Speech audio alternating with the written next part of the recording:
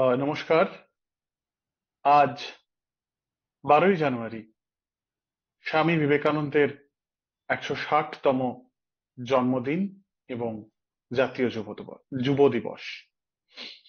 আজ আমরা এই বিশেষ দিনে আহ একজন গুরুত্বপূর্ণ অধ্যাপককে আমাদের সাথে পেয়েছি, আমাদের সাথে থাকবেন, আপনাদের সাথে থাকবেন অধ্যাপক আহ সন্দীপন সেন। এবং এই বিবেকানন্দের জন্মদিনটা জাতীয় যুব দিবস হিসেবে প্রথম পালন করা হয় 1984 সালে। অধ্যাপকের সম্পর্কে বলতে গেলে অনেক কিছু বলতে হয়, তাই ছোট্ট করে বলি।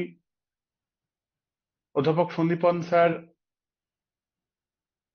বরাবরই রামকৃষ্ণ মিশনের ছাত্র এবং এখন বিবেকানন্দ সম্পর্কে আহ তার অগাধ জ্ঞান, সেই জ্ঞানের ভান্ডারের থেকে আমরা কিছুটা আজকে আমাদের আলোচনায় জানতে পারবো। এই অতিমারী পরিবেশ পরিস্থিতিতেও স্যারকে আমরা একবারে অনুরোধ করায় আমাদের সাথে স্যার আছেন, এবং স্যার এই রাষ্ট্রবিজ্ঞান পাঠচক্রের একদম শুরুর সময় থেকে আছেন। এর জন্য আমি ধন্যবাদ দেব রাষ্ট্রবিজ্ঞান পাঠচক্রের সমস্ত বন্ধুদের এবং সদস্যদের আমাকে এই আলোচনার সঞ্চালক হিসেবে এই জায়গাটা করে দেওয়ার জন্য। এবং শুধু এই অধ্যাপকের সম্পর্কে আর একটু বলি। ইনি প্রচুর আলোচনা সভায় বিবেকানন্দ সম্পর্কে বলে থাকেন, এবং উদ্বোধন যে পত্রিকা সেখানেও তিনি লেখালেখি করেন, এবং তিনি রামকৃষ্ণ মিশন বিদ্যা মন্দির, যেটা বেলুড় মঠে অবস্থিত, সেখানকার অধ্যাপক। এবং মাঝখানে তিনি কলকাতা বিশ্ববিদ্যালয়ে 2 বছর অধ্যাপনা করেছিলেন। আর তার বেশিরভাগটাই বিবেকানন্দের আদর্শে গঠিত। তাই ঠাকুরমা স্বামীজির চরণে আমার প্রণাম নিবেদন করে আমি স্যারকে বলবো আজকের বিষয় বর্তমান ভারত এবং বিবেকানন্দ সম্পর্কে আমাদের এই অতিমারী পরিবেশ পরিস্থিতিতেও কতটা প্রাসঙ্গিক সেটা আলোচনা করতে। নমস্কার। থ্যাংক ইউ সায়ন্তন এবং রাষ্ট্রবিজ্ঞান পাঠচক্রের যারা আয়োজক তাদের সবাইকে ধন্যবাদ। তবে সায়ন্তন, আমি একটা অন্তত দুটো জিনিস আই শুড স্ট্যান্ড কারেক্টেড। কারণ এক নম্বর হচ্ছে কলকাতা বিশ্ববিদ্যালয়ে আমি কখনো অধ্যাপনা করিনি, আর 2 নম্বর হচ্ছে অবশ্যই বিদ্যা মন্দির কলকাতা বিশ্ববিদ্যালয়ের অধীনস্থ একটি কলেজ, আমি সেখানেই বরাবর পড়িয়ে আসছি। আচ্ছা, মানে আমার কাছে এরকম একটা ইনফরমেশন ছিল, সেটা ভুল ত্রুটি ক্ষমা করবেন। গবেষণা করেছি। আর আর দ্বিতীয়ত হচ্ছে যে বিবেকানন্দ সম্বন্ধে অগাধ জ্ঞানের অধিকারী মোটেই আমি নই, সেটি বড়ই অতিকথন হবে। আমি সামান্য কিছু সম্বন্ধে জানার চেষ্টা করেছি। যাই হোক, সেটা বড় কথা নয়। বিবেকানন্দ সদাশিব মানুষ। তিনি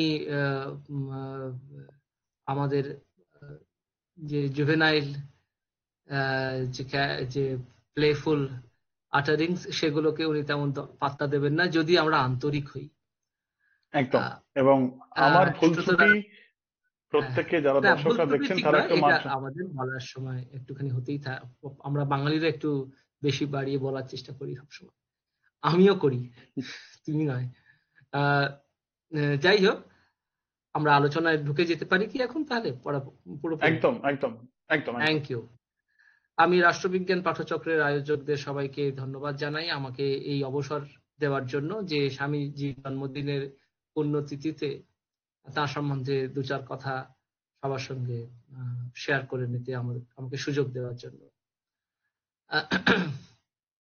আজকে অবশ্যই যে কথাটি সায়ন্তন বলল যে বর্তমান ভারত এবং বিবেকানন্দ, অবশ্যই বর্তমান ভারত এবং বিবেকানন্দ বললে যারা বিবেকানন্দ নিয়ে সামান্য একটু আলোচনা করেছে তাদের কাছে বিবেকানন্দের একটি অত্যন্ত গুরুত্বপূর্ণ প্রবন্ধের কথা মনে পড়ে যাবে। বর্তমান ভারত শিরোনামে এই প্রবন্ধটি উনি লিখেছিলেন। আমি সেই নিয়ে আলোচনা করব না। আবার এটাও নয় যে বর্তমান ভারত মানে আজকের ভারত, টুডেজ ইন্ডিয়া, সেই নিয়েও যে আমি বিস্তারিত আলোচনা করব সেটাও নয়। আমি আজকে একটা বিশেষ দৃষ্টিকোণ থেকে বিবেকানন্দকে দেখার চেষ্টা করব। জানি না সেটা আপনাদের কেমন লাগবে। একটা হচ্ছে যে দেখুন, বিবেকানন্দ তো একজন যে কোনো মানুষেরই ব্যক্তিত্বে নানা দিক থাকে। বিবেকানন্দের তো অবশ্যই আছে, আরো বেশি করে আছে। আমরা আজকে তার একটা বিশেষ ব্যক্তিত্বের দিক নিয়ে আলোচনা করার চেষ্টা করবো, জানি না কতখানি সফল হব। স্বামী বিবেকানন্দকে সচরাচর আমরা দেখি উজ্জ্বল গৈরিক পরিহিত তেজোদ্দীপ্ত এক সন্ন্যাসী তথা ধর্মনায়ক রূপে। কিন্তু তার এই আত্মবিশ্বাসে বলীয়ান বীরোচিত উপস্থিতির আড়ালে আছেন এক যন্ত্রণাবিদ্ধ রক্তাক্ত হৃদয়, কণ্টকদীর্ণ সংগ্রামী বিবেকানন্দ। আজ আমরা সেই বিবেকানন্দের কথা বলবো। কারণ অতিমারীর দাপটে ত্রস্ত বর্তমান বিশ্ব তথা ভারতে সবচেয়ে সংকটের সম্মুখীন হয়েছে সমাজের যে অংশ, তারা হলো ছাত্র যুব সমাজ। অতিমারী তাদের জীবনের কেবল দুটি মূল্যবান বছরই কেড়ে নেয়নি, তাদের গোটা ভবিষ্যৎ জীবন সম্পর্কেই গভীর প্রশ্নচিহ্ন খাড়া করেছে। কেউ হয়তো এর অভিঘাত সহ্য করতে না পেরে ইতিমধ্যেই শিক্ষা জীবনে দাড়ি টানতে বাধ্য হয়েছে। কেউ আবার জীবন থেকেই ছুটি নিয়েছে চিরতরে। এক অন্তহীন অনিশ্চয়তার স্রোতে বর্তমান যুব সমাজ যেন দিকশূন্যপুরে ভেসে চলেছে। কেউ জানে না সে কোথায় গিয়ে পৌঁছবে। এই পরিপ্রেক্ষিতে যুব সমাজের শাশ্বত প্রেরণা স্বামী বিবেকানন্দের জীবনের অপেক্ষাকৃত স্বল্পালোচিত একটি দিক, জীবনভর অজস্র সংকট মোকাবিলা করে তার সংগ্রাম জিত হয়ে ওঠার কাহিনী আজ আমরা আলোচনা করার চেষ্টা করব। আমাদের বিশ্বাস, স্বামীজির ব্যক্তিত্বের এই দিকটি আজকের যুব সমাজকে তাদের জীবনের অভূতপূর্ব এই সংকটকাল কাটিয়ে উঠতে এবং সংগ্রামে ব্রতী হতে প্রভূত শক্তি ও প্রেরণা যোগাবে। আমরা সবাই জানি যে কলকাতার সিমলের দত্ত পরিবারে আর্থিক স্বাচ্ছন্দ্য, সামাজিক সম্মান ও মর্যাদা আর স্নেহ ভালোবাসাময় খোলামেলা সাংস্কৃতিক পরিমণ্ডলে অন্যান্য ভাই বোনদের সঙ্গে মুক্ত বিহঙ্গের মতো বেড়ে উঠছিলেন দামাল ছেলে নরেন্দ্রনাথ।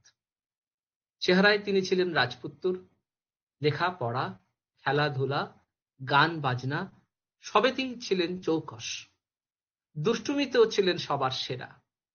আর তিনি ছিলেন স্বভাব নেতা, যে কোনো দুর্দান্ত কাজে সবার আগে এগিয়ে যেতেন। কলেজ জীবনে তিনি সাধারণ ব্রাহ্ম সমাজ আর ফ্রিমেশনদের সমাজে যোগ দেন। এই সময়ই প্রায় আকস্মিকভাবে তার পরিচয় ঘটে দক্ষিণেশ্বরের পূজারী ব্রাহ্মণ এক আশ্চর্য মানুষ রামকৃষ্ণ পরমহংসদেবের সঙ্গে।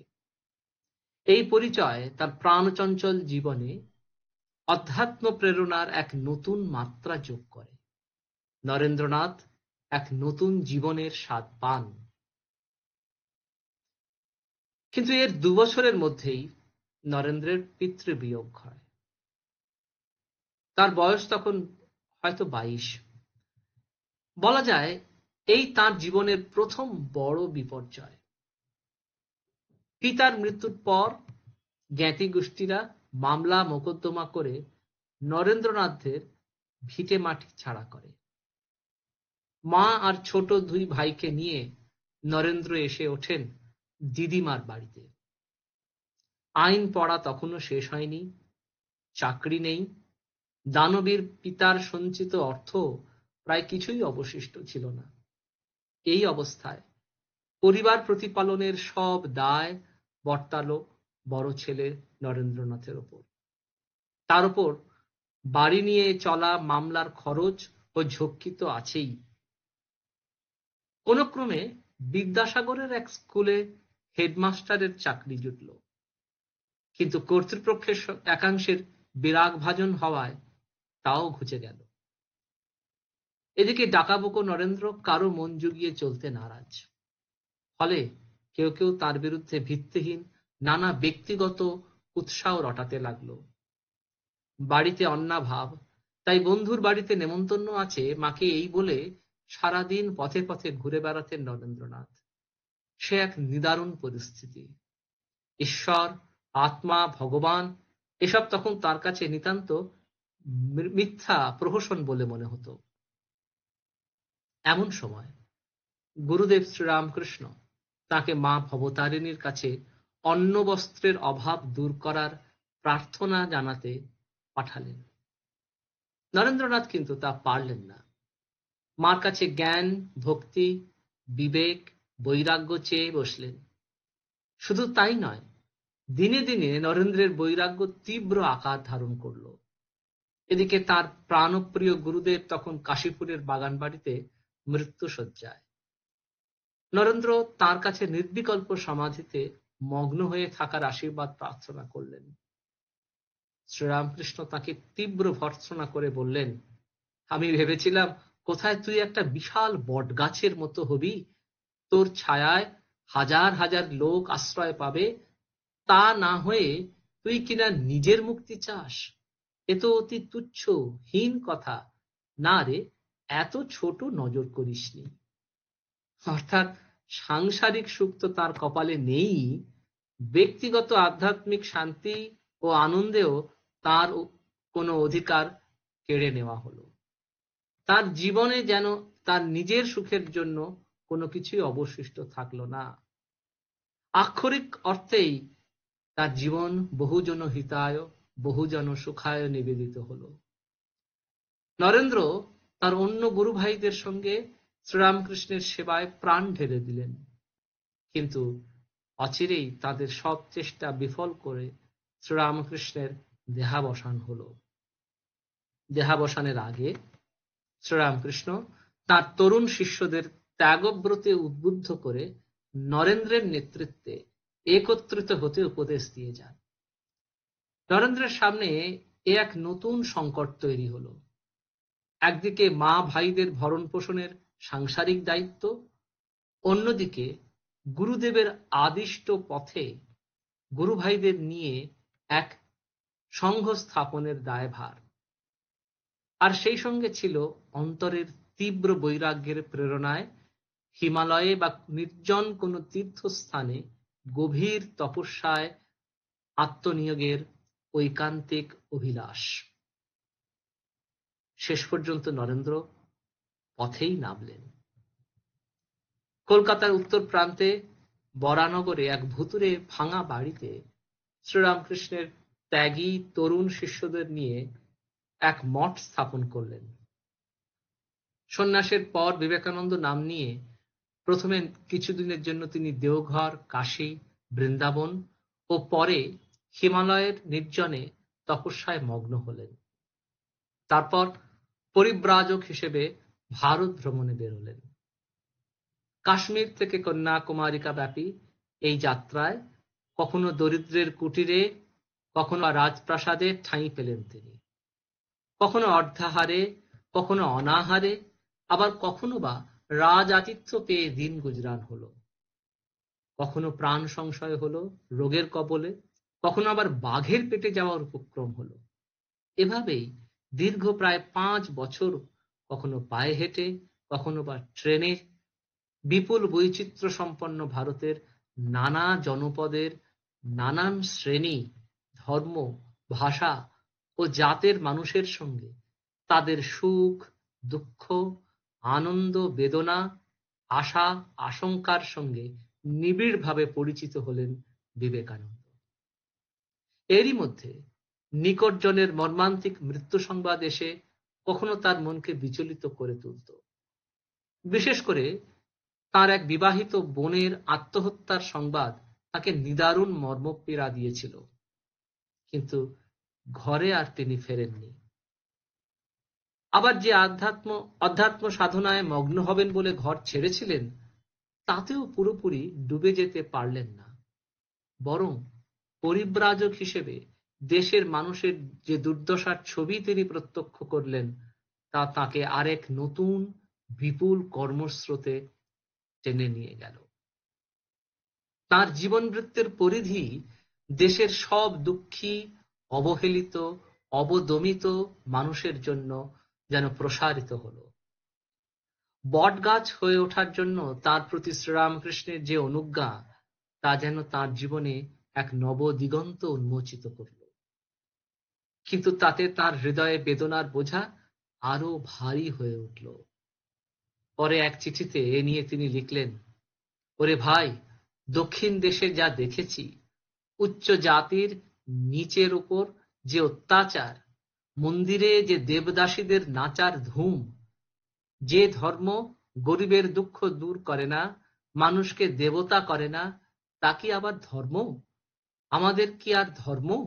আমাদের ছুঁত মার্গ, খালি আমায় ছুঁয়ো না, আমায় ছুঁয়ো না। যে দেশে কোটি কোটি মানুষ মহু আর ফুল খেয়ে থাকে, আর 10-20 লাখ সাধু আর ক্রোড় দশেক ব্রাহ্মণ ওই গরিবদের রক্ত চুষে খায়, আর তাদের উন্নতির কোনো চেষ্টা করে না, সে কি দেশ না নরক? সে ধর্ম না পৈশাচ নৃত্য? দাদা, এটি তলিয়ে বোঝো। ভারতবর্ষ ঘুরে ঘুরে দেখেছি দাদা, এই সব দেখে, বিশেষ দারিদ্র আর অজ্ঞতা দেখে আমার ঘুম হয় না। পরিব্রাজক জীবনেই গুরুভাই স্বামী তুরীয়ানন্দকে স্বামীজি একবার বলেন, হরিভাই, আমি এখনো তোমাদের তথাকথিত ধর্মের কিছু বুঝি না, কিন্তু আমার হৃদয় খুব বেড়ে গেছে এবং আমি অপরের ব্যথা বোধ করতে শিখেছি। বিশ্বাস করো, আমার তীব্র দুঃখ বোধ জেগেছে। কথাগুলো শুনে তুরীয়ানন্দের মনে হয়েছিল স্বামীজির হৃদয়টা যেন একটা মস্ত বড় কড়াই, যার মধ্যে জগতের যত দুঃখ নিরাময়ের জন্য যেন একটা মলম তৈরি হচ্ছে। অদম্য বিবেকানন্দ কন্যাকুমারিকায় ভারতের শেষ শিলাখণ্ডের ধ্যানে বসলেন। ঈশ্বর নয়, এবার তার ধ্যানের বিষয় হলো ভারতের দুঃখী মানুষের দুঃখ নিবারণের উপায় অনুসন্ধান। পরে এ নিয়ে তিনি লেখেন, একটা বুদ্ধি ঠাউরালাম কেপ কোমোরিনের মা কুমারীর মন্দিরে বসে, ভারতবর্ষের শেষ পাথর টুকরার উপর বসে। এই আমরা এতজন সন্ন্যাসী আছি, ঘুরে ঘুরে বেড়াচ্ছি, লোককে মেটাফিজিক্স শিক্ষা দিচ্ছি, এসব পাগলামি। খালি পেটে ধর্ম হয় না, গুরুদেব বলতেন না? ওই যে গরিবগুলো পশুর মতো জীবন যাপন করছে, তার কারণ মূর্খতা। পাজি বেটারা 4 যুগ ওদের রক্ত চুষে খেয়েছে আর 2 পা দিয়ে দোলেছে। মনে করো, কতকগুলি সন্ন্যাসী যেমন গায়ে গায়ে ঘুরে বেড়াচ্ছে, কোন কাজ করে, তেমনি কতকগুলি নিঃস্বার্থ পরহিত চিকীর্ষু সন্ন্যাসী গ্রামে গ্রামে বিদ্যা বিতরণ করে বেড়ায়, নানা উপায়ে কথা, ম্যাপ, ক্যামেরা, গ্লোব ইত্যাদির সহায়ে আচণ্ডালের উন্নতিকল্পে বেড়ায়। তাহলে কালে মঙ্গল হতে পারে কিনা? এ সমস্ত প্ল্যান আমি এইটুকু চিঠিতে লিখতে পারি না। ফল কথা, if the mountain does not come to Muhammad, Muhammad must come to the mountain. গরিবেরা এত গরিব, তারা স্কুল পাঠশালে আসতে পারে না, আর কবিতা ফবিতা পড়ে তাদের কোনো উপকার নাই। We as a nation have lost our individuality, and that is the cause of all mischief in India. We have to give back to the nation its lost individuality and raise the nation and raise the masses. এই করতে গেলে প্রথম চাই লোক, দ্বিতীয় চাই পয়সা। গুরুর কৃপায় প্রতি শহরে আমি 10-15 জন লোক পাবো। পয়সার চেষ্টায় তারপর ঘুরলাম, ভারতবর্ষের লোক পয়সা দেবে? তাই আমেরিকায় এসেছি। নিজে রোজগার করব, করে দেশে যাব, and devote the rest of my life to the realization of this one aim of my life. যেমন আমাদের দেশে সোশ্যাল ভার্চুর অভাব, তেমনি এদেশে স্পিরিচুয়ালিটি নাই। এদের স্পিরিচুয়ালিটি দিচ্ছি, এরা আমায় পয়সা দিচ্ছে। কতদিনে সিদ্ধ কাম হব জানি না, নিজে প্রাণপণ করে রোজগার করে নিজের প্ল্যানস ক্যারি আউট করব, or die in the attempt. এই চিঠিটা আমেরিকা থেকে বিবেকানন্দ বরানগরে তার গুরু ভাইদের লিখেছিলেন। অর্থাৎ নিজের ও নিজের পরিবারের ক্ষুদ্র দুঃখ ও সংকটের গণ্ডি পেরিয়ে নরেন্দ্রনাথ এখন বিবেকানন্দ রূপী সেই বটবৃক্ষে পরিণত হতে চলেছেন, যার ছত্রছায়ায় অগণিত দিন দুঃখী তাপিত মানুষ এসে হৃদয়ের জ্বালা জুড়োতে পারবে, শান্তি পাবে। কিন্তু তার পথ চলা এখনো বাকি। দেশের মানুষের দুঃখ দূর করতে সাহায্য সংগ্রহের আশায় বিবেকানন্দ পাড়ি দিলেন আমেরিকায়। 1893 এর সেপ্টেম্বরে শিকাগোতে অনুষ্ঠেয় বিশ্ব ধর্ম মহাসম্মেলনে যোগ দিয়ে ভারতের আধ্যাত্মিকতার কথা প্রচার করে সে দেশের মানুষের সম্মান, সহানুভূতি ও অর্থ অর্জন তার প্রাথমিক উদ্দেশ্য। শিকাগোয় পৌঁছে বিশ্ব মেলার জৌলুস দেখে বিবেকানন্দ উচ্ছ্বসিত হলেন, কিন্তু অচিরেই সেই উচ্ছ্বাস কোথায় উবে গেল। শিকাগোর প্রবল শীত থেকে রক্ষা পাওয়ার মতো উপযুক্ত পোশাক তার ছিল না। উপরন্তু তার ভারতীয় অনুরাগীদের দেওয়া উজ্জ্বল কমলা রঙের সিল্কের কাপড়ে তৈরি বিচিত্র পোশাকের জন্য শহরের পথে ঘাটে মাঝে মধ্যেই তাকে ব্যঙ্গ বিদ্রূপ শুনতে হতো। পাশ্চাত্য সমাজের সব রকম আদব কায়দাতেও তিনি অভ্যস্ত ছিলেন না। ধর্ম মহাসভায় যোগ দিতে গেলে কোথায় যেতে হবে বা কার সঙ্গে যোগাযোগ করতে হবে, এসব বিষয়ে তার কোনো ধারণাই ছিল না। শেষ পর্যন্ত তিনি যখন বিশ্ব ধর্ম মহাসভার আয়োজকদের দপ্তরে গিয়ে পৌঁছলেন, তখন তাকে বলা হলো যে সভা শুরু হবে সেপ্টেম্বর মাসে এবং যথাযথ পরিচয়পত্র ছাড়া কাউকেই সেই সভায় বক্তব্য রাখতে দেওয়া হবে না। স্বভাবতই এতে বিবেকানন্দ অত্যন্ত হতাশ হয়ে পড়লেন। হাতে তার যে সামান্য অর্থ ছিল তা শিকাগো শহরের অনেকদিন ধরে বসবাসের ব্যয় নির্বাহের জন্য যথেষ্ট ছিল না। প্রকৃতপক্ষে শিকাগোয় 1 মাসের বেশি থাকার খরচ মেটানোর মতো সম্বল তার ছিল না। এমনকি কোনো পরিচয়পত্রও তার কাছে ছিল না। সবকিছু তার কাছে যেন অনিশ্চিত আর নিরাশাজনক মনে হলো। এমন সময় ঘটনাচক্রে হার্ভার্ড বিশ্ববিদ্যালয়ের প্রসিদ্ধ ধ্রুপদী গ্রিক ভাষাতত্ত্বের অধ্যাপক জন হেনরি রাইটের সঙ্গে তার পরিচয় হলো। অধ্যাপক রাইট বিবেকানন্দের পাণ্ডিত্যে এতটাই মুগ্ধ হলেন যে যখন জানতে পারলেন একটি পরিচয়পত্রের অভাবে বিশ্ব ধর্ম মহাসভায় যোগদান করতে তার সমস্যা হচ্ছে, তখন তিনি আক্ষেপ করে বললেন, আপনার কাছে পরিচয়পত্র চাওয়া আর সূর্যকে তার কিরণ বিকিরণের কি অধিকার আছে জিজ্ঞাসা করা একই কথা। এরপর বিশ্ব ধর্ম মহাসভার প্রতিনিধি নির্বাচন কমিটির সভাপতির উদ্দেশ্যে তিনি লিখলেন, ইনি এমন একজন বিজ্ঞ ব্যক্তি যে আমাদের সব অধ্যাপককে একত্র করলেও তারা এর সমকক্ষ হবেন না। তারপর 11ই সেপ্টেম্বরে সেই বিখ্যাত ভাষণ sisters and brothers of America. Vivekananda রাতারাতি খ্যাতির চূড়োয় উঠে গেলেন। তাকে শিকাগোর সেরা অভিজাত আবাসনের বিলাসবহুল কক্ষে থাকতে দেওয়া হলো, কিন্তু সে কক্ষের সুখসজ্জা তিনি স্পর্শ করতে পারলেন না। সেসব ফেলে তিনি তখন ঘরের মেঝেতে পড়ে যন্ত্রণায় গড়াগড়ি দিতে শুরু করলেন। দু চোখ জলে ভেসে যাচ্ছে, মুখে আকুল প্রার্থনা, মা, আমার দেশ যেখানে অবর্ণনীয় দারিদ্র্যে ডুবে রয়েছে, সেখানে মান-যশের আকাঙ্ক্ষা কে করে?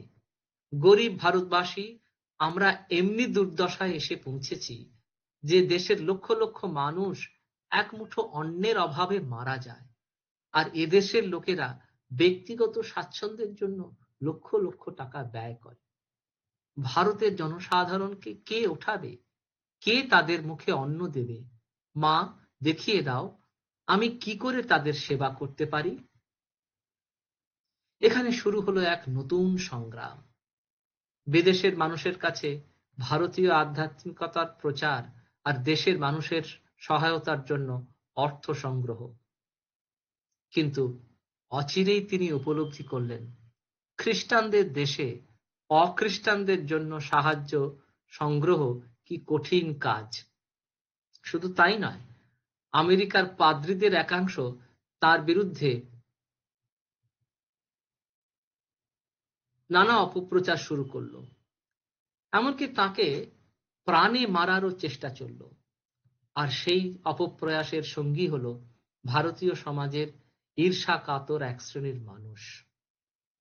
তার ভারতীয় অনুগামী ও বন্ধুদের কাছ থেকে সমর্থন সূচক কোনো চিঠিও যথাসময়ে এসে পৌঁছল না। বাধ্য হয়ে বিবেকানন্দ একা তার মুষ্টিমেয় মার্কিন অনুরাগীদের সহায়তায় বীরের মতো এইসব অপপ্রচারের বিরুদ্ধে লড়তে লাগলেন। এরই মধ্যে তিনি এক বক্তৃতা আয়োজনকারী পেশাদার সংস্থার সঙ্গে চুক্তিবদ্ধ হয়ে প্রতারিত হলেন। আর প্রচন্ড ঠান্ডায় আমেরিকার এ প্রান্ত থেকে ও প্রান্তে ঝড়ের গতিতে বক্তৃতা করে করে শারীরিকভাবে একেবারে বিধ্বস্ত হয়ে পড়লেন। ইংল্যান্ডেও তিনি প্রচারে গেলেন, কিন্তু এত ব্যস্ততার মধ্যেও বিবেকানন্দ দেশের মানুষের কল্যাণের জন্য নিরন্তর পরিকল্পনা রচনা করে তা বাস্তবায়নের জন্য তার ভারতীয় অনুগামী ও বন্ধুদের উদ্দেশ্যে চিঠিপত্রে নানা উপদেশ, নির্দেশ ও অর্থ পাঠাতে থাকলেন। কিন্তু পাশ্চাত্যে বেদান্ত প্রচার করতে করতে বিবেকানন্দ এও উপলব্ধি করলেন যে আমি যেমন ভারতের তেমনি সমগ্র জগতের। তার জীবন এক যেন নতুন পদে পৌঁছে গেল। শুধু দেশের মানুষের দুঃখ মোচন নয়, আত্মোন্নতির পথে যে যেখানে দাঁড়িয়ে তাকে সেখান থেকেই প্রয়োজন অনুযায়ী সহায়তা করে আরো এগিয়ে দেওয়াই তাঁর জীবনব্রত হয়ে উঠল। ব্যক্তিগত স্বাচ্ছন্দ্য উপেক্ষা করে অনলস পরিশ্রম ও নিঃস্বার্থ ভালোবাসায় বিবেকানন্দ আমেরিকা এবং ইংল্যান্ডে বেদান্ত প্রচার কেন্দ্র গড়ে তুললেন, যা আজও পাশ্চাত্যের অসংখ্য মানুষকে অধ্যাত্ম জীবনের দিশা দেখিয়ে চলেছে। অবশেষে প্রায় ৩.৫ বছর পর 1897-তে বিবেকানন্দ দেশে ফিরলেন। বিপুল সংবর্ধনা ও সাড়ম্বরে তাকে কলম্বো থেকে আলমোড়া দেশের সর্বত্র গ্রহণ করা হলো। কিন্তু এই গৌরবের দিনেও আঘাত তার পিছু ছাড়ল না। কায়েতের সন্তান হয়ে সন্ন্যাস নিয়েছেন, সন্ন্যাসী হয়ে কালাপানি পেরিয়েছেন এবং ম্লেচ্ছদের সঙ্গে আহার বিহার করেছেন। এই সব অপরাধে কলকাতায় তাঁর সম্মানে আয়োজিত নাগরিক সংবর্ধনায় অনেক গণ্যমান্য ব্যক্তি যোগ দিতে অস্বীকার করলেন। এমনকি সংবর্ধনা সভা আয়োজনের খরচ বাবদ আয়োজকেরা তার কাছে অর্থ চেয়ে বসলেন। শুধু তাই নয়, দক্ষিণেশ্বর কালী মন্দিরের গর্ভগৃহে তিনি প্রবেশ করেছিলেন বলে দেবী মূর্তি অশুদ্ধ হয়েছে এই বিবেচনায় মন্দির কর্তৃপক্ষ সেই মূর্তির পুনরাভিষেক করান। গঙ্গার পশ্চিম তীরে বেলুড়ে নতুন জমিতে বিবেকানন্দ যে মঠ স্থাপন করেন তাকে বিবেকানন্দের বাগান বাড়ি নাম দিয়ে বালির স্থানীয় পৌরসভা তার উপর বর্ধিত হারে কর আরোপ করে। কাশ্মীরের মহারাজা এক সংস্কৃত কলেজ স্থাপনের জন্য বিবেকানন্দকে জমি দিতে চাইলে ইংরেজ সরকারের আপত্তিতে তা বিফল হয়। এছাড়া বিবেকানন্দের চিঠিপত্র, চলাফেরা, কথাবার্তার উপর ঔপনিবেশিক সরকারের নিয়মিত নজরদারি তো ছিলই। এত বাধা বিপত্তি সত্ত্বেও 1897 এর মে মাসে বিবেকানন্দ রামকৃষ্ণ মিশন প্রতিষ্ঠা করতে সফল হলেন, কিন্তু এর সূচনাতেও বিবেকানন্দ বাধার সম্মুখীন হন। রামকৃষ্ণ মিশন প্রতিষ্ঠার দিনই তার অন্যতম গুরু ভাই স্বামী যোগানন্দ এ নিয়ে আদর্শগত প্রশ্ন তুলে বলেন, তোমার এসব বিদেশি ভাবে কাজ করা হচ্ছে, ঠাকুরের উপদেশ কি এরকম ছিল? বিবেকানন্দ অবশ্যই তার উপযুক্ত উত্তর দিয়েছিলেন। আঘাত আসে ই.টি. স্টার্ডির মতো ব্রিটিশ সহযোগীর কাছ থেকেও। তার অভিযোগের তীর ছিল বিবেকানন্দের তথাকথিত বিলাসিতা নিয়ে। তারও উত্তর তাকে দিতে হয়েছিল।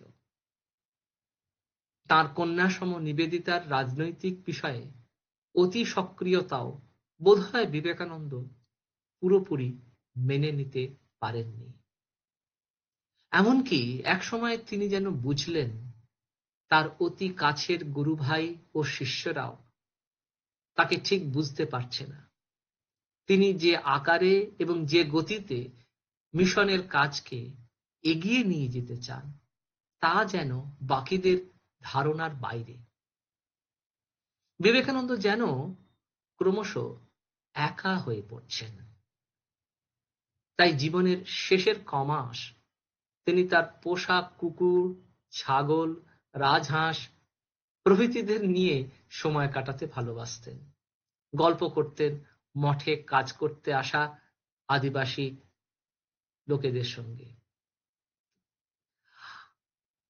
৪ঠা জুলাই ১৯০২ জীবনের শেষ দিনে হয়তো তাই তার মুখে স্বগতোক্তি বেরিয়ে আসে, যদি আর একটা বিবেকানন্দ থাকত তবে বুঝতে পারত বিবেকানন্দ কি করে গেল। এভাবে বারে বারে বাধা, বিপত্তি, আঘাত, অপমান, সংকট বিবেকানন্দকে সারা জীবন তাড়া করে ফিরেছে।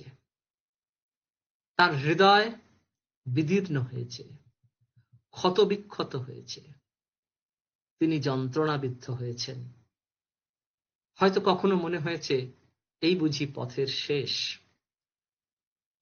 হয়তো এরকমই এক বোধ থেকে সখার প্রতি কবিতায় তিনি লিখেছিলেন, যত উচ্চ তোমার হৃদয় তত দুঃখ জানিহ নিশ্চয়, হৃদিবান নিঃস্বার্থ প্রেমিক এ জগতে নাহি তব স্থান। লৌহ পিণ্ড সহে যে আঘাত মর্মর মূরতি তাকি সয়, হও জড়প্রায় অতি নীচ মুখে মধু অন্তরে গরল, সত্যহীন স্বার্থপরায়ণ তবে পাবে এ সংসারে স্থান। কিন্তু বিবেকানন্দ এখানেই থামেননি। নিজের কষ্ট, নিজের দুঃখ, নিজের যন্ত্রণা তিনি নিজের কাছেই গোপন রেখেছেন। বজ্রানলে আপন বুকের পাঁজর জ্বালিয়ে নিয়ে তিনি একাই জ্বলেছেন, শুধু চেয়েছেন বাকিরা যাতে সেই আগুনের উত্তাপ ও আলো সম্বল করে আঁধার পথে পাড়ি দিতে পারে। গুরুর কাছে যে নরেন্দ্রনাথ জগতের দুঃখ ভুলে নির্বিকল্প সমাধি সুখ প্রার্থনা করেছিলেন, সেই তিনি জীবন প্রান্তে তাই উদাত্ত আহ্বান জানালেন, দুঃখ ভার জর্জরিত যে যেখানে আছো সব এসো, তোমাদের সব বোঝা আমার উপর ফেলে দিয়ে আপন মনে চলতে থাকো, আর তোমরা সুখী হও এবং ভুলে যাও যে আমি একজন কোনো কালে ছিলাম। এক যুবক একদিন বিবেকানন্দের কাছে এসে জিজ্ঞাসা করল, মহাশয়, আমি প্রতিদিন দরজা বন্ধ করে ধ্যানে বসি ও চোখ বন্ধ করে থাকি, কিন্তু তবুও শান্তির সন্ধান পাই না কেন? উত্তরে বিবেকানন্দ বললেন, শান্তি যদি চাও ঠিক এর বিপরীতটাই করতে হবে। দরজা খোলা রাখতে হবে আর চোখ মেলে চারিদিকে দেখতে হবে। তোমার আশেপাশে কত লোক তোমার সাহায্যের প্রত্যাশায় রয়েছে, তাদের সাহায্য করো। ক্ষুধার্তকে অন্ন দাও, তৃষ্ণার্তকে জল দাও, যথাসাধ্য পরের উপকার করো, তাতেই মনের শান্তি হবে। এক চিঠিতে তাই বিবেকানন্দ লেখেন, যদি একজনের মনে এ সংসার নরককুণ্ডের মধ্যে একদিনও একটু আনন্দ শান্তি দেওয়া যায়, সেইটুকুই সত্য। এই তো আজন্ম ভুগে দেখছি, বাকি সব ঘোড়ার ডিম। সখার প্রতি কবিতার এই শেষ কটি ছত্রে বোধহয় বিবেকানন্দের জীবনবোধের শ্রেষ্ঠ অভিব্যক্তি ধরা পড়েছে। তিনি লিখছেন, দাও আর ফিরে নাহি চাও, থাকে যদি হৃদয়ে সম্বল, অনন্তের তুমি অধিকারী, প্রেম সিন্ধু হৃদে বিদ্যমান, দাও দাও যেবা ফিরে চায়, তার সিন্ধু বিন্দু হয়ে যান। ব্রহ্ম হতে কীট পরমাণু, সর্বভূতে সেই প্রেমময়, মন প্রাণ শরীর অর্পণ করো সখে, এ সবার পায়। বহুরূপে সম্মুখে তোমার, ছাড়ি কোথা খুঁজিছ ঈশ্বর, জীবে প্রেম করে যেই জন, সেই জন সেবিছে ঈশ্বর। আজ বিবেকানন্দের এই প্রেমের মন্ত্রে জেগে উঠেছে শত সহস্র প্রাণ। সেই রামকৃষ্ণ মিশনের স্বেচ্ছাব্রতীরা গত ১২৫ বছর ধরে শিবজ্ঞানে জীবসেবারূপ ব্রত নিয়ে ভারত তথা বিশ্বের নানা প্রান্তে অজস্র কল্যাণ কর্ম সম্পাদন করে চলেছেন। আত্মনো মোক্ষার্থং জগদ্ধিতায় চ, অর্থাৎ নিজের মুক্তি এবং জগতের কল্যাণের লক্ষ্যে পরিচালিত এই সংস্থার ১২১টি শাখা আর অসংখ্য সহযোগী সংস্থা আজ সারা বিশ্বে ছড়িয়ে আছে। স্কুল, কলেজ, হাসপাতাল ইত্যাদি চালানো, ত্রাণ কার্য পরিচালনা, আদিবাসী ও গ্রামোন্নয়ন, সমাজের প্রান্তিক মানুষদের ক্ষমতায়নের জন্য বিশেষ উদ্যোগ গ্রহণ, আবার সেই সঙ্গে নৈতিক ও আধ্যাত্মিক মূল্যবোধ শিক্ষা, এসবের বিরাট কর্মযজ্ঞ চলেছে বিবেকানন্দের স্বপ্ন সম্ভূত রামকৃষ্ণ মিশনের তত্ত্বাবধানে। বর্তমান ভারতের ছাত্র যুব সমাজ সত্যিই নিদারুণ সংকটের মধ্যে দিয়ে দিন কাটাচ্ছে, কিন্তু অন্ধকার ঘরে আলো আনতে হবে, নইলে তো আধার ঘুচবে না। বিবেকানন্দের দৃষ্টান্ত অনুসরণ করতে হলে যুব সমাজকে তার মতো নিজের ক্ষুদ্র দুঃখ ভুলে অন্যের দুঃখ দূর করতে আন্তরিক প্রয়াসী হতে হবে। সেই প্রয়াস হয়তো তাদের ঐহিক সুখ স্বাচ্ছন্দ্য এনে দেবে না, কিন্তু তাদের অন্তরের আলো জ্বেলে দেবে। তাদের জীবন হয়তো সুখের হবে না, কিন্তু সার্থক হবে। বিবেকানন্দ নিজে এই জীবনই যাপন করেছিলেন। বিবেকানন্দ বিশ্বাস করতেন, পরার্থে এতটুকু করলে হৃদয়ে সিংহ বিক্রম জাগ্রত হয়। কারণ নিঃস্বার্থ কল্যাণ কাজ ব্যক্তির আত্মবিশ্বাস প্রভূত বৃদ্ধি করে। তখন সেই আত্মবিশ্বাসের বলে বলীয়ান হয়ে সেই ব্যক্তি অসাধ্য সাধন করতে পারে। কোনো কাজই তার কাছে অসম্ভব বলে মনে হয় না। তাই তার ভাবি কালের সন্তানদের জন্য বিবেকানন্দের আশীর্বাদ ছিল, আমার ভেতরে যে আগুন জ্বলছে তা তোমাদের ভেতর জ্বলে উঠুক, তোমাদের মন মুখ এক হোক, ভাবের ঘরে যেন চুরি একদম না থাকে, তোমরা যেন জগতের যুদ্ধক্ষেত্রে বীরের মতো মরতে পারো। এই মৃত্যু আসলে গণ্ডিবদ্ধ ক্ষুদ্র স্বার্থপর আমির মৃত্যু। সেই ক্ষুদ্রতার মৃত্যুই অনন্ত জীবনের সূচনা করে, যে জীবনে মানুষ দেবতা হয়ে যায়, যেমন হয়েছেন স্বামী বিবেকানন্দ। শুধু যে এই কথা বলে আজকের আলোচনা আমরা শেষ করে দেবো তা নয়, এটি হচ্ছে আমাদের আলোচনার প্রথম পর্ব। অর্থাৎ আমরা দেখলাম যে ব্যক্তিগত কষ্টের অভিজ্ঞতা আমাদেরকে যেমন মুহ্যমান করে দিচ্ছে, বিবেকানন্দকে সেটা করতে পারেনি। কেন পারেনি? তার কি কষ্টের অভাব ছিল? কিছু অভাব ছিল না। তিনি তার ব্যক্তিগত কষ্টের গণ্ডিকে অতিক্রম করে অন্যের কষ্টকে নিজের কষ্ট হিসেবে যখন গ্রহণ করলেন এবং সেটি দূর করতে নিজের সবকিছু বিলিয়ে দিতে প্রস্তুত হলেন, তখনই তিনি মানুষ থেকে দেবতা হয়ে উঠলেন।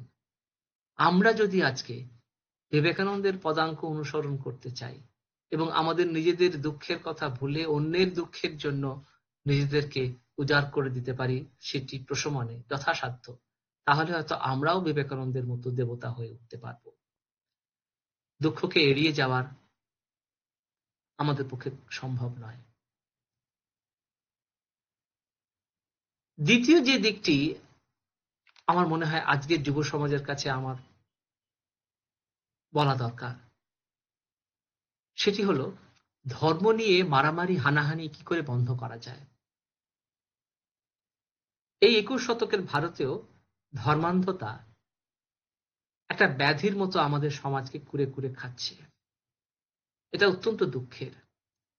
শ্রীরামকৃষ্ণদেব তার গভীর আধ্যাত্মিক উপলব্ধির ভিত্তিতে ঘোষণা করলেন, যত মত তত পথ। বললেন মতুয়ার বুদ্ধি ভালো নয়। স্বামীজিও এ কথার প্রতিধ্বনি করলেন শিকাগোর বিশ্ব ধর্ম মহাসম্মেলনে।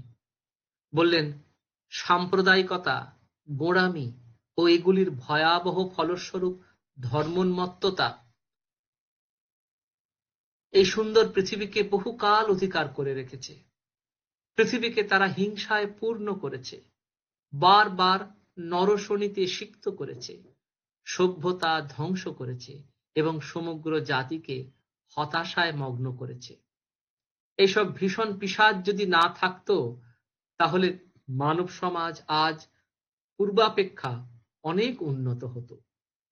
তবে এদের মৃত্যুকাল উপস্থিত এবং আমি সর্বতোভাবে আশা করি এই ধর্ম মহাসমিতির সম্মানার্থ আজ যে ঘণ্টাধ্বনি নিনাদিত হয়েছে তা সর্ববিধ ধর্মোন্মত্ততা, তরবারি অথবা লেখনী মুখে অনুষ্ঠিত সর্বপ্রকার নির্যাতন এবং একই লক্ষ্যের দিকে অগ্রসর ব্যক্তিদের মধ্যে সর্ববিধ অসৎ ভাবের সম্পূর্ণ অবসানের বার্তা ঘোষণা করুক। কিন্তু দুঃখের বিষয়, বিবেকানন্দের সেই আশা এখনো পূর্ণ হয়নি। আর তা পূর্ণ করার দায় আজ আমাদের, বিশেষ করে যুব প্রজন্মের। এবং সেটা করার এক সদর্থক পন্থা হলো স্বামীজি প্রবর্তিত প্র্যাকটিক্যাল বেদান্ত বা ব্যবহারিক বেদান্ত রূপ ধর্ম ভাবনাকে প্রত্যেকের জীবনে অনুশীলনের চেষ্টা করা। পাশ্চাত্য থেকে ফিরে বিবেকানন্দ নতুন ভারত গড়ার কাজে দেশের যুব সমাজকে আহ্বান জানিয়ে বললেন, এখন আমাদের যা চাই তা হলো লোহার তৈরি পেশি আর ইস্পাত নির্মিত স্নায়ু। আমরা অনেক দিন ধরে কেঁদেছি, এখন আর কাঁদার প্রয়োজন নেই। এখন নিজের পায়ে ভর দিয়ে দাঁড়িয়ে মানুষ হও। এখন আমাদের মানুষ তৈরির ধর্ম চাই, এখন আমাদের মানুষ তৈরির তত্ত্ব চাই, এখন আমাদের মানুষ তৈরির সর্বাঙ্গীন শিক্ষা চাই। এই মানুষ তৈরির তত্ত্ব বলতে বিবেকানন্দ ঠিক কি বোঝাতে চেয়েছিলেন? সর্বপ্রথম এবং সর্বপ্রধান কথা হলো এই তত্ত্বকে সামাজিকভাবে প্রাসঙ্গিক হতে হবে। তিনি যেমন বলেন, যে ধর্ম বা যে ঈশ্বর বিধবার অশ্রুমোচন করতে পারে না অথবা অনাথ শিশুর মুখে এক মুঠো খাবার দিতে পারে না, আমি সে ধর্ম বা সেই ঈশ্বরে বিশ্বাস করি না। মতবাদ যত উচ্চ হোক, যত সুবিন্যস্ত দার্শনিক তত্ত্বই তাতে থাকুক, যতক্ষণ তা মত বা পুস্তকেই আবদ্ধ, ততক্ষণ আমি তাকে ধর্ম নাম দিই না। এই নতুন ধর্মের নতুন দেবতাদের সম্বন্ধে বিবেকানন্দ লিখেছিলেন, পড়েছ, মাতৃদেব ভব, পিতৃদেব ভব। আমি বলি দরিদ্র দেব ভব, মূর্খ দেব ভব। দরিদ্র, মূর্খ, অজ্ঞানী, কাতর ইহারাই তোমার দেবতা হোক। ইহাদের সেবাই পরম ধর্ম জানিবে। এই নতুন ধর্মকে বাস্তবে প্রয়োগের জন্য বিবেকানন্দ তার বিখ্যাত ব্যবহারিক বেদান্ত মতবাদ উদ্ভাবন করেছিলেন। এই মতবাদের অনন্য বৈশিষ্ট্যগুলি ব্যাখ্যা করে তিনি বলেন, প্রাচীন ধর্ম বলতো যে ঈশ্বরে বিশ্বাস করে না সে নাস্তিক। নতুন ধর্ম বলছে যে নিজেকে বিশ্বাস করে না সেই নাস্তিক। কিন্তু এই বিশ্বাস কেবল ক্ষুদ্র আমিকে নিয়ে নয়, কারণ বেদান্ত একত্ববাদ শিক্ষা দেয়। আত্মপ্রীতির অর্থ সর্বভূতে প্রীতি, সকল জীবজন্তুর প্রতি প্রীতি, সকল বস্তুর প্রতি প্রীতি। এই মহান বিশ্বাস বলেই জগতের উন্নতি হবে, এই আমার ধ্রুব ধারণা। বিবেকানন্দ এই বৈদান্তিক নীতিগুলিকে ভারতীয় সমাজের সার্বিক পুনরুজ্জীবনের কাজে প্রয়োগ করতে চেয়েছিলেন। তিনি বলেন, তুমি যে কাজই করো না কেন, তোমার পক্ষে বেদান্তের প্রয়োজন। বেদান্তের এইসব মহান তত্ত্ব কেবল অরণ্যে বা গিরিগুহায় আবদ্ধ থাকবে না। বিচারালয়ে, ভজনালয়ে, দরিদ্রের কুটিরে, মৎস্যজীবীর গৃহে, ছাত্রের অধ্যয়নাগারে, সর্বত্র এইসব তত্ত্ব আলোচিত হবে, কার্যে পরিণত হবে। প্রত্যেক নরনারী, প্রত্যেক বালক বালিকা, সে যে কাজই করুক না কেন, সে যে অবস্থাতেই থাকুক না কেন, সর্বাবস্থায় বেদান্তের প্রভাব বিস্তৃত হওয়া আবশ্যক। তিনি দৃঢ় প্রত্যয়ের সঙ্গে ঘোষণা করেছিলেন যে নিজের অন্তর্নিহিত দেবত্বে আস্থাবান হলে যে কেউ তার আপন সামর্থ্যের সীমাকে আরো সহজে অতিক্রম করতে পারবে এবং জীবনের সবচেয়ে কঠিন লক্ষ্যগুলি অর্জন করতে সমর্থ হবে। তিনি বলেন, জেলে যদি নিজেকে আত্মা বলে চিন্তা করে তবে সে একজন ভালো মৎস্যজীবী হবে। ছাত্র যদি নিজেকে আত্মা বলে চিন্তা করে তবে সে একজন ভালো বিদ্যার্থী হবে। উকিল যদি নিজেকে আত্মা বলে চিন্তা করে তবে সে একজন ভালো আইনজ্ঞ হবে। এইভাবে অন্যান্য সর্বত্র। বিবেকানন্দ বিশ্বাস করতেন এই মতবাদ অন্যায় বিশেষাধিকারের অবসান ঘটাবে, সমাজে বৈষম্য দূর করবে এবং প্রত্যেককে উন্নতির সমান সুযোগ করে দেবে। এই মতবাদের অনুপ্রেরণায় ধনী ও শিক্ষিতরা সমাজের প্রান্তিক মানুষের মধ্যেই ঈশ্বরকে খুঁজে পাবে এবং তাদের সেবায় নিজেদের জীবন উৎসর্গ করবে। অন্যদিকে সাধারণ মানুষের মানসিকতার সার্বিক রূপান্তর সাধনেও এই মতবাদ সহায়তা করবে এবং এটি তাদের দুঃখ দুর্দশার অবসান ঘটাবে। কারণ মানুষের ভেতর যে অফুরান শক্তি লুকিয়ে রয়েছে সে সম্বন্ধে তাদের সচেতনতা শেষ পর্যন্ত যথার্থ গণক্ষমতায়নের পথ প্রশস্ত করবে। শুধু তাই নয়, এই ধর্মভাবনা ধর্ম নিয়ে যাবতীয় সংকীর্ণতারও অবসান ঘটাবে, কারণ এটি একটি অসাম্প্রদায়িক দর্শন ভিত্তিক ধর্মচেতনা। এমনকি নাস্তিক মানুষও এই মতাদর্শ অনুশীলন করে নিজের ও সমাজের অশেষ কল্যাণ সাধন করতে পারবেন। আজ এই সংকটের দিনে আমরা যেন নতুন করে শপথ নিতে পারি যে স্বামী বিবেকানন্দ প্রদর্শিত নিঃস্বার্থ সেবাব্রত এবং ব্যবহারিক বেদান্তবাদ আমরা আমাদের জীবনে যথাসাধ্য অনুশীলনের চেষ্টা করব। আর এভাবেই হয়তো ব্যক্তিগত জীবন এবং সামাজিক জীবন আমাদের ক্ষেত্রে উভয়ই সমৃদ্ধতর হয়ে উঠবে। আমরা সবাই অতিমারীর সংকট কাটিয়ে উঠে এক সার্থক জীবন গঠনে সমর্থ হব। আমার মনে হয় আমার আলোচনার এই অংশটি এখানেই সমাপ্ত করি। এরপরে তোমাদের যা কিছু প্রশ্নোত্তর আছে সেই প্রশ্নোত্তরের পর্ব শুরু হোক। কারণ শুধু আমি বলে যাব, তোমরা চুপ করে শুনতে থাকবে, তাহলে কিন্তু হবে না। অত্যন্ত গুরুত্বপূর্ণ একটা আলোচনা শুনলাম আমরা, এবং এই কোথা দিয়ে যে প্রায় 1 ঘন্টার কাছাকাছি আমরা পেরিয়ে এলাম, এটা সত্যি আজকের এই যুব দিবসের দিনে একটাই কথা বলবার, যে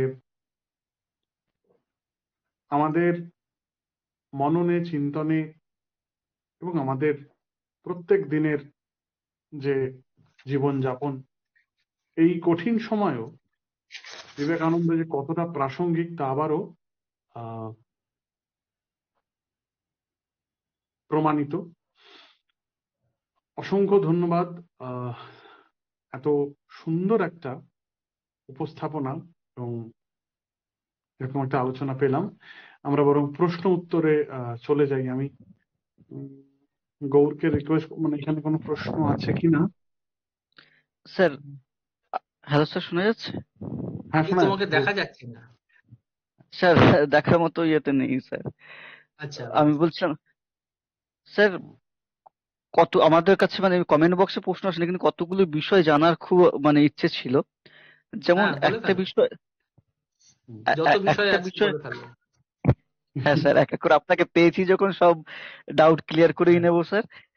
স্যার, একটা বিষয় হচ্ছে বর্তমান সময়ের প্রেক্ষিতে যখন আপনি এত সুন্দর একটি মূল্যবান বিষয় আমাদের সাথে আলোচনা করলেন, তখন এই কথাটা জানতেই হয় যে এই বর্তমান সময়ে যে ভেদাভেদের কথা আমরা বলি, যে মানুষে মানুষের পার্থক্য, মানুষে মানুষের যে বৈষম্যের কথা আমরা বলি, সেটা যারা করছে তাদের মধ্যে মানে মেজর একটা গ্রুপ, তারা কিন্তু অস্ত্র হিসেবে এই বিবেকানন্দকেই কিন্তু তুলে ধরছে। তারা কিন্তু নিশ্চয়ই। বাইরের কোনো উপাদানকে নিচ্ছে না। মানে যে বিবেকানন্দ এত সুন্দর সুন্দর কথা বলে গেছেন, মানবতার বাণী প্রচার করে গেছেন, মানে তাকে কিভাবে তারা কাজে লাগাচ্ছে, এর কাউন্টার দিতে আমরা কি কোথাও ব্যর্থ হচ্ছি স্যার? বর্তমান সময়ের প্রেক্ষিতে এটা একটু আলোচনা করবেন স্যার। না, আমি যেটা আজকে আলোচনায় আমার দুটো দিক ছিল। একটা হচ্ছে যে ব্যক্তিগতভাবে কিভাবে আমরা বিবেকানন্দকে জানতে আমাদের এই পারি। সংকটের সময় অনুসরণ করতে পারি, হুম, আর আরেকটি হচ্ছে আমাদের সামাজিক জীবনের, রাজনৈতিক জীবনের একটি বড় সমস্যা, ধর্ম নিয়ে যে হানাহানি, সেই সমস্যা মোকাবিলায় বিবেকানন্দকে আমরা কিভাবে আমাদের কাজে লাগাতে পারি, এই দুটো দিক নিয়ে আমি আলোচনার চেষ্টা করেছি। জানি না কতখানি ঠিকঠাক বলতে পেরেছি। হ্যাঁ, খুব তুমি যে প্রশ্নটি করলে সেটি হচ্ছে এই দ্বিতীয় অংশের সঙ্গে যুক্ত বলে আমার মনে হয়। হুম, আমি এখানে যেটা জোর দেওয়ার চেষ্টা করেছি সেটা হচ্ছে যে বিবেকানন্দ যে ধর্মবোধের কথা বললেন, বিশেষ করে বৈদান্তিক ধর্মবোধ, আমরা যদি সেইটিকে ভালো করে বুঝি এবং বুঝে সেটিকে কার্যে পরিণত করার চেষ্টা করি, তাহলে আহ বিবেকানন্দকে নিয়ে তার কোনো অপব্যাখ্যা করার কোনো সুযোগ থাকবে না। এখন যে কোনো মানুষই, বিশেষ করে বিবেকানন্দের মতো একজন পাবলিক ফিগার, যিনি কেবল আহ, ঘরে বসে বই লিখে যাননি, যিনি সারা দুনিয়া চষে বেরিয়েছেন, সারা ভারত চষে বেরিয়েছেন এবং বহু মানুষের সঙ্গে ইন্টারাক্ট করেছেন, সরাসরি কথা বলেছেন, বক্তৃতা দিয়েছেন, প্রশ্ন উত্তর করেছেন, সাংবাদিকদের সঙ্গে করেছেন, মানে প্রশ্ন উত্তর করেছেন, তার রচনার কোনো একটি শব্দকে কি একটি প্যারাগ্রাফকে তুলে ধরে উইদাউট এনি কনটেক্সট, কোনো প্রেক্ষাপট ছাড়াই সেটিকে আহ, আহ, নিজের খুশি মতো, নিজের প্রয়োজন মতো, উদ্দেশ্য প্রণোদিত ভাবে প্রয়োগ করার চেষ্টা বা অপচেষ্টা, এটা করে বিবেকানন্দকে অনেকে আহ, দুষ্টু কাজে ব্যবহার করছে, কিন্তু সে করা সম্ভব নয়। বিবেকানন্দ সূর্যের মতো উজ্জ্বল, আহ তিনি সপ্রকাশ, তাকে নিয়ে এই ধরনের অপপ্রয়াস বেশি দিন চলবে না। আহ, কিন্তু আমরা যেন বিভ্রান্ত না হই, আমরা যেন আমাদের অজ্ঞতার আহ, জন্য মূল্য চোকাতে বাধ্য না হই, এটা মনে রাখতে হবে। আহ, বিবেকানন্দের বাণী রচনা প্রত্যেককেই আমাদের পড়তে হবে, বিশেষ করে তার মূল লেখাগুলো, তার চিঠিপত্র, তার মৌলিক বাংলা রচনাগুলো, তার বক্তৃতা ইত্যাদি, এগুলো অবশ্যই পড়তে হবে। এবং পড়ে নিজেদেরকে তার অর্থ তৈরি করতে হবে, অন্যের মুখের ঝাল খাওয়ার দরকার নেই, তাহলেই হবে। আসলে বিবেকানন্দ কারোর সুপারিশের অপেক্ষা কোনোদিন রাখেননি, জীবৎকালেও নয়, এখনো রাখেন না। আহ, আহ, সুতরাং বিবেকানন্দকে নিয়ে কে কি বললো, তার তার মধ্যে যদি কোনো সত্যের আহ অনুপান না থাকে, তাহলে সে আপনি নষ্ট হয়ে যাবে, চলবে না উম, বেশি দিন।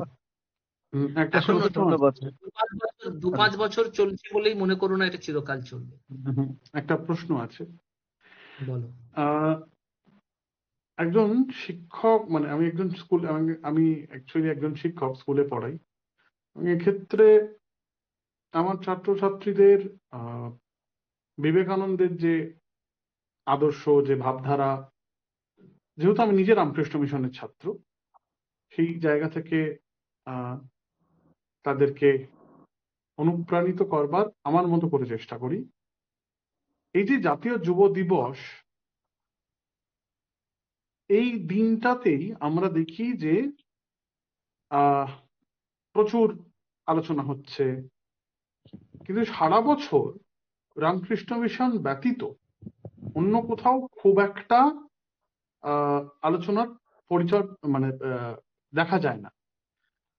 মানে এই যে যুব সমাজ বা একদম শৈশব থেকে একজন ছাত্র বা ছাত্রী সে কিভাবে বিবেকানন্দের, মানে যারা একদম শিশু, যারা ছোটবেলা থেকে পড়তে চাইছে, তারা আরো কিভাবে একাগ্রভাবে জানতে পারবে? এটা একটা হচ্ছে, দেখো, এটা যেমন ঠিকও বটে ভুলও বটে যে 12ই জানুয়ারিতে বিবেকানন্দকে নিয়ে বিশেষ মানে যে আমি ইন আয়োজন জেনারেল হয়, কোয়েশ্চেন, হ্যাঁ হ্যাঁ, আমি ইন আলোচনা জেনারেল ওয়েতে কোয়েশ্চেনটা করলাম, হয়, মানে সারা হয়, বছর আলোচনা, কিন্তু হ্যাঁ হ্যাঁ। এটা তো ঘটনা, কিন্তু সেটা তো সবার ক্ষেত্রে। ধরো রবীন্দ্রনাথ ঠাকুরের ক্ষেত্রেও আমরা 25শে বৈশাখ যত হ্যাঁ, মানে আমার মাদল আমার আমার প্রশ্নটা এরকমই যে বিশেষ বিশেষ দিনেই আমরা কেন তাদের স্মরণ করবো? অন্তত বিশেষ দিনও তো করছি, হুম, বিশেষ দিনে আমরা সমবেতভাবে করছি, অন্য হুম, দিনগুলোতে আমরা ব্যক্তিগতভাবে করি, এটাই। একদম। আহ আমি কেন এটা বললাম, যে হুম, হুম, রামকৃষ্ণ মিশনের সঙ্গে আমার দীর্ঘদিনের যোগাযোগ আহ, রয়েছে, বর্তমানেও আমি হুম, যুক্ত, হুম, এবং বেশ কিছু জায়গায় যাওয়ারও সুযোগ হয়েছে।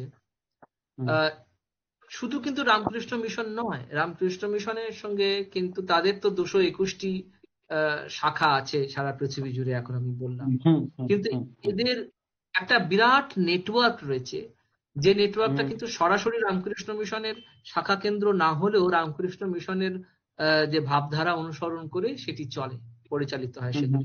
হুম, হুম, হুম, এদেরকে ওই ভাব প্রচার পরিষদের অঙ্গীভূত সংস্থা বলা হুম, হয়। আবার ভাব হুম, প্রচার পরিষদের অঙ্গীভূত নয় এমনও অনেক সংস্থা রয়েছে। পশ্চিমবঙ্গের গ্রামে গঞ্জে এই সব সংস্থা ছড়িয়ে আছে, ভারতবর্ষেরও বিভিন্ন প্রান্তে ছড়িয়ে আছে অবশ্যই। আহ কিন্তু এহ বাহ্য, এই সংস্থার মাধ্যমে সমবেতভাবে বিবেকানন্দ ভাব আন্দোলনের আদর্শকে কার্যে রূপায়িত করার সঙ্গে যারা যুক্ত, তারা তো প্রত্যক্ষভাবে যুক্ত, কিন্তু ব্যক্তিগত জীবনেও বহু মানুষ হয়তো তাদের সঙ্গে রামকৃষ্ণ মিশন বা এই ধরনের সংগঠনের কোনো সংযোগ নেই, তারা কিন্তু এই প্রেরণাকে গ্রহণ করে চলেছে। অ্যাকচুয়ালি বিবেকানন্দ কিন্তু আহ, বলেছিলেন এক সময় যে রামকৃষ্ণকে ব্যক্তি হিসেবে প্রচার করার পক্ষে আমি নই, তার ভাবকে ছড়িয়ে দিতে চাই। এখন আহ, রামকৃষ্ণের ভাব বিবেকানন্দ চেয়েছিলেন। আমি লস্ট। হ্যালো, শুনতে পাচ্ছ তোমরা আমার কথা? স্যার, মনে হচ্ছে আমরা এক শুনতে সেকেন্ডের পাচ্ছি জন্য স্যার। সরে গিয়েছিলাম। না। ওকে। রামকৃষ্ণকে ব্যক্তি হিসেবে প্রচার করার জায়গায় তার ভাবকে যেমন প্রচার করতে চেয়েছিলেন বিবেকানন্দ, তেমনি আমাদেরও মনে হয় বিবেকানন্দকে ব্যক্তি হিসেবে প্রচার করার থেকে তার ভাবগুলো যদি প্রত্যেকে গ্রহণ করেন নিজের মতো করে, সেটাই সবচেয়ে বড় কথা হবে। ব্যক্তি বিবেকানন্দের তুলনায় তার ভাবের গুরুত্ব অনেক বেশি। তার ভাবটা কি? তার ভাব হচ্ছে ওই যেটা আগে বললাম, আমরা আমরা ব্যক্তি ব্যক্তি জীবনে যেন আমরা নিঃস্বার্থ হতে পারি। তিনি ঈশ্বরের ডেফিনিশন দিচ্ছেন যে আনসেলফিশনেস ইজ গড, নিঃস্বার্থপরতাই ঈশ্বর। সে তুমি রাজসিংহাসনেই বসে থাকো না কেন, বা তুমি পথের ভিখিরি হও না কেন, তুমি যদি নিঃস্বার্থ হতে পারো তুমি ভগবান হয়ে গেলে। তা এই যে প্রত্যেকে নিজের নিজের জীবনে ছোট ছোট কাজের মধ্যে দিয়ে আমরা যদি বিবেকানন্দের এই ভাবটাকে অনুসরণ করার চেষ্টা করতে পারি তাহলেই যথেষ্ট। ব্যক্তি বিবেকানন্দকে আমি পুজো করলাম কি করলাম না, সেটা আমার কাছে মনে হয় খুব একটা বড় ব্যাপার নয়। একজন ব্যক্তি পৃথিবীর সব মানুষের পছন্দের পাত্র হবেন এটা আশা করা যায় না, আমার তাই মনে হয়। সুন্দর আলোচনায় স্যারকে প্রণাম জানাই। বিনস্র জিজ্ঞাসা, এই যে বর্তমান শিক্ষা ব্যবস্থা শিক্ষার্থীদের ত্যাগ চলে গেল, হ্যাঁ, শিক্ষার্থীদের ত্যাগ ও সেবার দর্শন এর পরিবর্তে আত্মকেন্দ্রিকতা ও ভোগবাদী দর্শনে দীক্ষিত করেছেন, এই জায়গা থেকে পরিত্রাণের উপায় কি? হ্যাঁ, সেটা তো করছেই বর্তমান শিক্ষা ব্যবস্থা। এইটা তো প্রত্যেক বাবা মাই তার উত্তর দেবেন। তার সন্তানকে তিনি কি শেখাবেন, যে পরার্থপর হবে না স্বার্থপর হবে? এখানে তো বাবা মার ভূমিকাটা খুব ইম্পর্টেন্ট। শুধু শিক্ষা ব্যবস্থার উপরে দোষ দিলে তো হবে না। আহ বাবা মা তিনি তারা তার সন্তানদের কিভাবে বড় করবেন, সন্তান বড় হয়ে গাড়ি বাড়ি করবে এবং সেই গাড়ি বাড়িতে তিনি থাকবেন এবং তার সন্তানই থাকবে, এইটাই যদি বাবা মার উদ্দেশ্য হয়, তাহলে তার সন্তান তো আত্মকেন্দ্রিক শিক্ষা ব্যবস্থার মধ্যে দিয়েই আসবে এবং সেইভাবেই তার জীবন গড়ে উঠবে। আর কেউ যদি চান যে না, সন্তান দেশের কাজে দশের কাজে লাগুক, তাহলে তিনি সেইভাবে তাকে বড় করবেন। এটা কেবল শিক্ষা ব্যবস্থার দোষ আমি মনে করি না, এটা আমাদের প্রত্যেক পরিবারের প্রত্যেক পিতা মাতার তার সন্তানকে কিভাবে বড় করবেন সেই নিয়ে তাদের যে স্বপ্ন, তাদের যে পরিকল্পনা, সেটির মধ্যেও লুকিয়ে আছে। কেবল শিক্ষা ব্যবস্থার উপরে দোষ চাপালে হবে না, কেননা এই সব শিক্ষা ব্যবস্থার মধ্যে দিয়েই তো বিবেকানন্দ বেরিয়ে এসছেন। বিবেকানন্দের জন্য তো দেশে আলাদা কোনো শিক্ষা ব্যবস্থা চালু থাকেনি সেই সময়। ব্রিটিশদের প্রবর্তিত ইউনিভার্সিটি এডুকেশন সিস্টেমেই তিনি পাশ করে বেরিয়ে এসছেন এবং সেখান থেকে তিনি বিবেকানন্দ হয়ে উঠেছেন। কিভাবে হয়েছে? সুতরাং শিক্ষা ব্যবস্থার উপরে পুরোপুরি দোষ দিলে হবে না। অবশ্যই শিক্ষা ব্যবস্থা একটা খুব গুরুত্বপূর্ণ ভূমিকা আছে, কিন্তু শিক্ষা ব্যবস্থাকেই একমাত্র দায়ী করলে হবে না।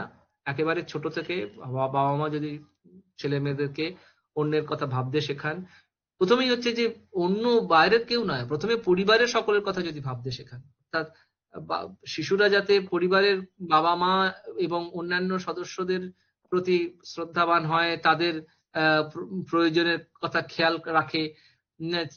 মানে ছেলে পড়ছে বলে বাবা মা তাকে একবারে একটা কাঁচের বাক্সে তুলোর মধ্যে রেখে দিচ্ছেন, তাকে কোনোভাবেই কোনো কাজকর্ম করতে দেন না, সে তো আত্মপরায়ণ হয়েই উঠবে। তাকে যে তার যেরকম সামর্থ্য, তার বয়স অনুযায়ী, তার সামর্থ্য অনুযায়ী তাকে পরিবারের বিভিন্ন সদস্যের সেবায় লাগানো, এটা তো ছোট থেকে শেখানো উচিত। কিন্তু আমরা দেখি না, আজকালকার দিনে একটি দুটি সন্তান, তারা তো একেবারে মানে আলালের ঘরের দুলাল হয়ে ওঠে। সেটা বাবা মাকেই ঠিক করতে হবে যে তারা ছেলে মেয়েদেরকে কতখানি সামাজিক চেতনা সম্পন্ন করে তুলবেন। প্রথমে তো পারিবারিক চেতনা সম্পন্ন করে তুলুন, তারপরে সামাজিক, তারপরে দেশ, অনেক দূর। প্রশ্ন? ধন্যবাদ দিয়ে দিয়েছে, এবার মনে হয় আমাদের পাত্তারি গোটাতে হবে। অসংখ্য ধন্যবাদ স্যার, আপনার এই আজকের বক্তব্য সত্যি অতুলনীয়। আপনি যেভাবে বর্তমান ভারতে স্বামী বিবেকানন্দের যে পথ চলা, তা আজও আমাদের যে পথে তার দেখানো পথে এগিয়ে নিয়ে যাচ্ছে, সত্যি তা অসাধারণ।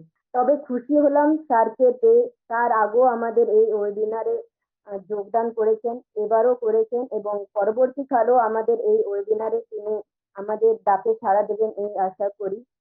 ধন্যবাদ স্যার, এবং ধন্যবাদ সবাইকে জানাই যারা পর্দার ওপারে থেকেছেন এবং পর্দার ওপারে থেকে আমাদের এই বহু মূল্যবান বক্তব্য শুনেছেন। এবং বিশেষভাবে আমি ধন্যবাদ জানাই রাষ্ট্রবিজ্ঞান পাঠচক্র গ্রুপের সমস্ত সফল সদস্য এবং সদস্যদের যাদের অনুপ্রেরণায় আজ আমাদের রাষ্ট্রবিজ্ঞান পাঠচক্র এত বড় এক ওয়েবিনারে পৌঁছেছে। নমস্কার, শুভরাত্রি।